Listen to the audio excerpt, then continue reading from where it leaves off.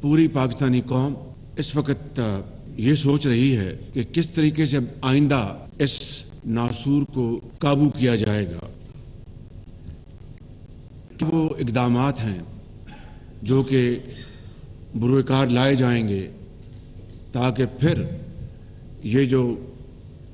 ایک دہشت گردی کا ایک ریلا آیا ہے، ایک ویو آئی ہے، اس کو کس طرح ختم کیا جائے گا. میں سمجھتا ہوں کہ اس وقت یہ وقت کی اہم ترین ضرورت ہے کہ وفاق اور صوبے مل کر تمام پارٹیز کی پولیٹیکل لیڈرشپ، مذہبی زعماء،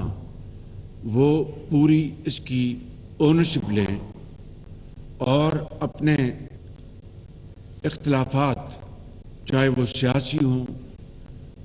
کوئی کسی بھی مکتبہ فکر سے ہو یا وہ علاقائی کوئی بات ہے، اس کو سب کو پس پش ڈال ہم ایک یکجاں دو قالب کی طرح ہم اکٹھے ہوں اور اس کا مقابلہ کریں. وہ لوگ جنہوں نے پاکستان کے اندر ظلم و ستم کا بازار گرم کر رکھا تھا، ان کو تو سیٹل کرنے کے لیے آپ بڑھ رہے ہیں، اور ملک کی تقدیر کو بہتر کرنے کے لیے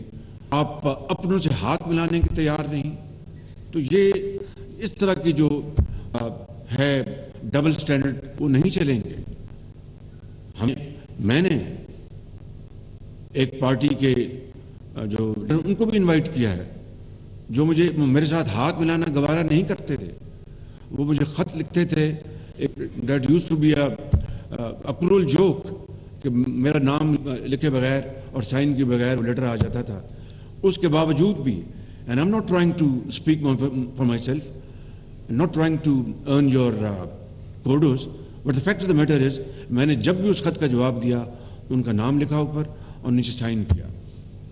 لیکن یہاں پر ہم یہ کمپیریزن کرنے کے لیے نہیں بیٹھے. کہنا میں یہ چاہتا ہوں کہ ذاتی پسند ناپسند سے بالا تر ہو کے، کوئی بھی ہمارا پرسنل انٹرسٹ اس سے بالا تر ہو کے ہمیں یہ ایفرٹ کرنی ہوگی، جس کے لیے میں نے یہ قدم اٹھایا. اور انشاءاللہ مجھے امید ہے کہ